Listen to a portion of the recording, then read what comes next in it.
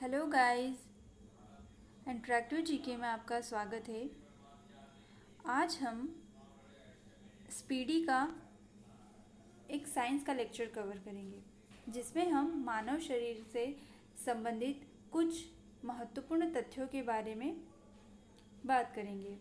तो चलिए हम बिना देरी करते हुए शुरू करते हैं।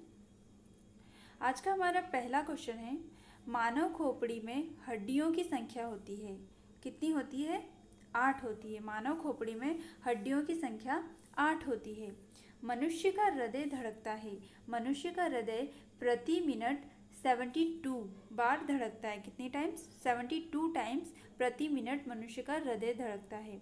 वहीं हम बात करें वृद्ध व्यक्तियों की, तो वृद्ध जनों का जो हार्ट बीट होती है, हृदय की धड़कन होती है, वो 60 बार प्रति मिनट होती है।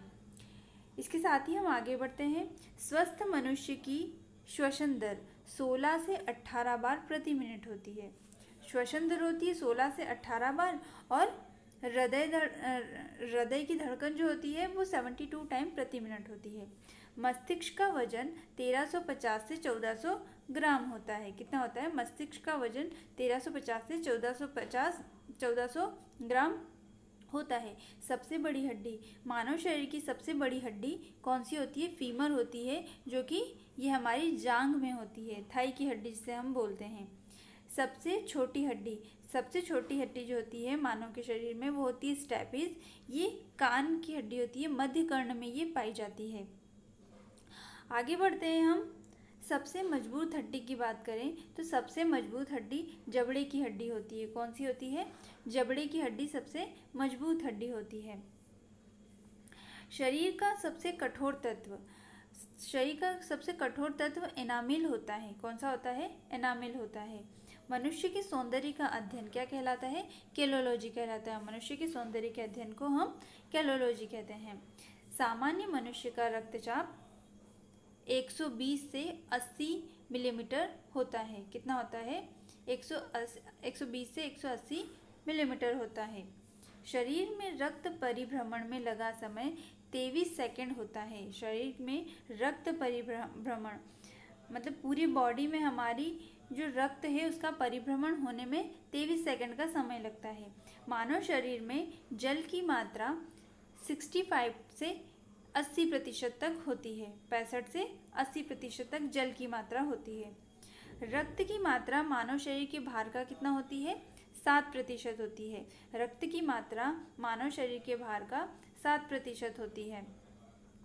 आगे बढ़ते हैं। इसके साथ ही हम बात करते हैं, मनुष्य में रक्त की मात्रा 5 से 6 लीटर होती है। कितनी होती है? 5 से 6 लीटर रक्त की मात्रा होती है। और शरीर के भार का कितना होता है? रक्त 7% होता है। मानव रक्त कैसा होता है? सबसे पहले तो ये देख लेते हैं। मानव रक्त जो है क्षारीय होता है। अब क्षारीय क्यों होता है? तो 0 से 7 की हम बात करें तो 0 से 7 की प्रकृति कैसी होती है? ये होती है एसिडिक होती है। पीएच स्केल में 0 से 7 तक की प्रकृति को हम एसिडिक या अम्लीय प्रकृति का मानते हैं। और 7 जो है वो उदासीन होता है। और 7 को हम क्या बोलते हैं? क्षारीय या एल्कलाइन प्रकृति का कहते हैं। ठीक है, आगे बढ़ते हैं हम इसके साथ ही। तो मानव रक्त कैसा होता है? क्षारीय होता है। और इसका पीएच मान कितना होता है? 7.4 होता है। रक्त को शुद्ध करता है। रक्त को शुद्ध करने का कार्य हमारे शरीर में कौन करता है? किडनी करती है। किडनी जो है हमारे रक्त को शुद्ध करने का कार्य करती है। लाल रक्त कण का निर्माण कहाँ होता है? अस्थि मज्जा में होता है। कहाँ होता है? लाल रक्त कण का निर्माण अस्थि मज्जा में होता है। लाल रक्त कण का जीवन काल कितना होता है? तो 20 से 120 दिन का क्या होता है? जीवन काल होता है। वहीं हम बात करें श्वेत रक्त कण की, तो श्वेत रक्त कण का जीवन काल 2 से 4 दिन होता है। कितना होता है? 2 से 4 दिन श्वेत रक्त कण का जीवन काल होता है। श्वेत रक्त कण को कहा जाता है? श्वेत रक्त कण को हम किस नाम से जानते हैं? एक और ल्यूकोसाइट के नाम से जानते हैं। किससे जानते हैं? ल्यूकोसाइट के नाम से हम श्वेत रक्त कणिकाओं को जानते हैं। वहीं हम लाल रक्त कणिकाओं की बात करें तो लाल रक्त कणिकाओं को इरिथ्रोसाइट कहा जाता है। क्या कहा जाता है? इरिथ्रोसाइट। और श्वेत रक्त कणिकाओं को हमने जाना ल्यूकोसाइट कहा जाता है। और इसकी हमने लाल रक्त कण का जीवन काल हमने ऊपर देखा अभी 20 से 120 दिन होता है और श्वेत रक्त कणिकाओं का जीवन काल 2 से 4 दिन होता है। शरीर का ताप नियंत्रक, शरीर का ताप नियंत्रक केंद्र कौन होता है? हाइपोथैलेमस ग्रंथि होती है। कौन सी ग्रंथि होती है? हाइपोथैलेमस ग्रंथि होती है। ठीक है, ये भूख, प्यास, इन सबको नियंत्रित करने का कार्य भी करती है। सर्वदाता रक्त समूह, यूनिवर्सल डोनर, हम किस रक्त समूह को कहते हैं? ब्लड ग्रुप ओ को हम सर्वदाता रक्त समूह कहते हैं। वहीं हम बात करें सर्वग्राही रक्त समूह की, तो सर्वग्राही रक्त समूह universal receptor blood group A B को कहा जाता है। किसे कहा जाता है? ए बी को। अगला आगे बढ़ते हैं, हम बात करते हैं ब्लड बैंक कहलाता है। ब्लड बैंक जो है वो प्लीहा या स्प्लीन कहलाता है। क्या कहलाता है? प्लीहा या स्प्लीन कहलाता है। आगे बढ़ते हैं, हम इसके साथ ही बात करते हैं भोजन का पाचन प्रारंभ होता है। तो ये तो बहुत ही इजी क्वेश्चन है, आप सभी को पता होगा कि भोजन का पाचन मुख से प्रारंभ होता है। पचे हुए भोजन का अवशोषण क्या है? नेक्स्ट क्वेश्चन कि पचे हुए भोजन का अवशोषण कहाँ होता है? छोटी आंत में होता है। जो हमारी स्मॉल इंटेस्टाइन होती है उसमें पचे हुए भोजन का अवशोषण होता है। अगली हम बात करते हैं पित्त स्त्रावित होता है। पित्त को हम क्या बोलते हैं? बाइल जूस के नाम से भी जानते हैं। तो ये जो बाइल जूस है वो कहाँ से स्त्रावित होता है? ये यकृत द्वारा स्त्रावित होता है। बाइल जूस के से संबंधित मैं आपको एक जानकारी और देती हूँ कि ये जो बाइल जूस है इसका स्त्राव तो यकृत से मीन्स लीवर से होता है, लेकिन इसको स्टोर जो करके रखता है वो कौन स्टोर करके रखता है? पैनक्रियाज, अग्नाशय जो है वो इस बाइल जूस को स्टोर करके रखने का कार्य करती है, और जो स्त्राव करता है, जो सिक्रेशन का कार्य करता है वो लीवर करता है। इसके साथ ही आगे बढ़ते हैं नेक्स्ट क्वेश्चन की तरफ। शरीर की सबसे बड़ी ग्रंथि, तो शरीर की सबसे बड़ी ग्रंथि कौन सी है? लीवर है। ठीक है, कौन सी है? शरीर की सबसे बड़ी ग्रंथि लीवर है। और अगर हम बात करें कि शरीर का, मानव शरीर का आंतरिक सबसे बड़ा अंग कौन सा है? इंटरनल ऑर्गन, सबसे बड़ा इंटरनल ऑर्गन कौन सा है? तो वो भी है यकृत। और अगर हम ओवरऑल बात करें कि मानव शरीर का ओवरऑल इंटरनल और एक्सटर्नल दोनों की बात करें तो यकृत जो है, लीवर जो है, सेकेंड लार्जेस्ट ऑर्गन है हमारी बॉडी का। ठीक है, और फर्स्ट लार्जेस्ट ऑर्गन तो आपको पता ही है कि जो हमारी स्किन होती है, जो त्वचा है, ये हमारा फर्स्ट लार्जेस्ट ऑर्गन है, और ओवरऑल बॉडी में सेकेंड लार्जेस्ट ऑर्गन लीवर है। और अगर हम बात करें कि इंटरनल ऑर्गन में फर्स्ट लार्जेस्ट ऑर्गन कौन सा है, तो वो कौन सा है? लीवर है। ठीक है, आगे बढ़े हम इसके साथ ही। सबसे छोटी ग्रंथि, सबसे छोटी ग्रंथि किसको कहते हैं? पिट्यूटरी ग्लैंड को कहा जाता है। किसे कहा जाता है? पिट्यूटरी ग्लैंड को सबसे छोटी ग्रंथि या मास्टर ग्रंथि या पीयूष ग्रंथि भी कहा जाता है। रक्तचाप मापने का यंत्र, जो हमारा ब्लड प्रेशर होता है, आप जाते होंगे हॉस्पिटल में तो देखते होंगे कि जो डॉक्टर्स होते हैं वो हाथ में एक टाइप की मशीन लगा के और पंप के थ्रू जो है हवा भरते हैं। तो वो जो मशीन होती है ना, उसे हम क्या कहते हैं? स्फिग्नोमैनोमीटर कहते हैं। उस मशीन से जो है ब्लड प्रेशर जो है मापा जाता है। आगे बढ़ते हैं, इसके साथ ही हम मनुष्य में पसलियों की संख्या, मतलब पसलियाँ पाई जाती है, तो मनुष्य में कितनी पसलियाँ पाई जाती है? 12 जोड़ी पसलियाँ पाई जाती है। शरीर में हड्डियों की कुल संख्या, हम मानव शरीर में हड्डियों की कुल संख्या कितनी होती है? 206 होती है। वहीं हम बात करें कि बेबी में, जो बेबी होता है उसमें हड्डियों की संख्या कितनी होती है? उसमें होती है 300। कितनी होती है? 300। लेकिन वो जैसे उसका डेवलपमेंट होता जाता है तो हड्डियों की संख्या एडल्ट में मतलब जब वो एडल्ट होता है तब तक आते आते उसकी 206 ही रह जाती है। आगे बढ़ते हैं, इसके साथ ही हम मांसपेशियों की कुल संख्या की बात करें तो मानव शरीर में मांसपेशियों की कुल संख्या 639 होती है। कितनी होती है? 639। आगे बढ़ते हैं हम, लार में पाया जाने वाला एंजाइम, लार में पाया जाने वाला एंजाइम टॉयलिन है। कौन सा है? टॉयलिन। लिंग निर्धारण होता है, लिंग निर्धारण जो है पुरुष के क्रोमोसोम के द्वारा लिंग निर्धारण होता है।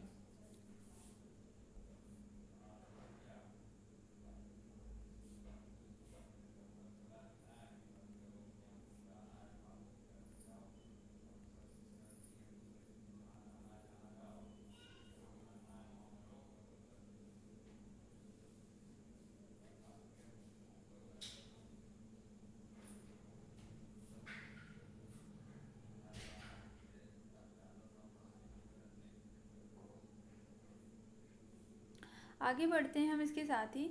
मनुष्य का हृदय होता है, मनुष्य का हृदय 4 कोष्ठीय होता है। कैसा होता है? 4 कोष्ठीय होता है, जिसमें 2 आलिंद तथा 2 निलय पाए जाते हैं। ठीक है, 2 आलिंद, दोनों आलिंद जो होते हैं वो हमारे हार्ट के ऊपर वाले पोर्शन को में आलिंद पाए जाते हैं और नीचे वाले पोर्शन में निलय पाए जाते हैं। ठीक है, 2 निलय होते हैं और 2 आलिंद होते हैं। हार्ट के ऊपर वाले पार्ट में 2 आलिंद पाए जाते हैं और नीचे वाले में 2 निलय पाए जाते हैं, जिससे कि हम आलिंद को ऑरिकल और निलय को वेंट्रिकल के नाम से भी जानते हैं।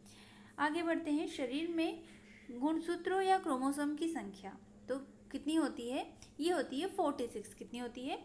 46 होती है गुणसूत्रों या क्रोमोसोम की संख्या। और यही हम पेयर्स में बात करें तो 23 पेयर्स होती है। कितनी होती है? 23 पेयर्स होती है।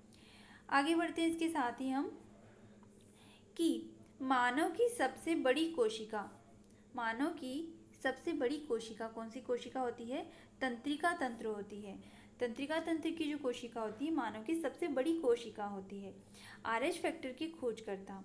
ठीक है, अगला क्या है? RH फैक्टर की खोजकर्ता। तो RH फैक्टर की खोज जो है लैंडस्टीनर और वीनर ने की थी। किसने की थी? लैंडस्टीनर और वीनर ने की थी। और किस पे की थी? तो ये एक रीसस नाम के बंदर पे की थी, जो कि अफ्रीका में पाया गया था। ठीक है, इसके साथ ही हम आगे बढ़ते हैं कि शरीर में अमीनो अम्ल की संख्या कितनी होती है? 20 होती है। कितनी होती है? 20। शरीर में जो हमारे अमीनो अम्ल पाए जाते हैं, अमीनो एसिड्स जो पाए जाते हैं, उनकी संख्या वाकई में होती तो 20 है, लेकिन 10 अमीनो अम्ल जो हैं वो हमारी बॉडी में मौजूद होते हैं और बाकी के 10 जो हैं हमें नेचर से लेने होते हैं। ठीक है, तो बढ़ते हैं हम नेक्स्ट क्वेश्चन की तरफ। शरीर में प्रतिदिन मूत्र बनता है, तो हमारी बॉडी में, मानव के शरीर में प्रतिदिन कितने लीटर मूत्र का निर्माण होता है? तो 1.5 लीटर मूत्र का निर्माण मानव शरीर में प्रतिदिन होता है। अगले हम बात करते हैं आगे।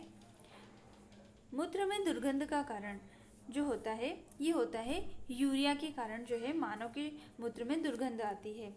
मानव मूत्र का pH अम्लीय, मतलब मानव मूत्र जो कैसा होता है, सबसे पहले तो हम बात करें अम्लीय होता है। कैसा होता है? अम्लीय होता है। और इसका pH कितना होता है?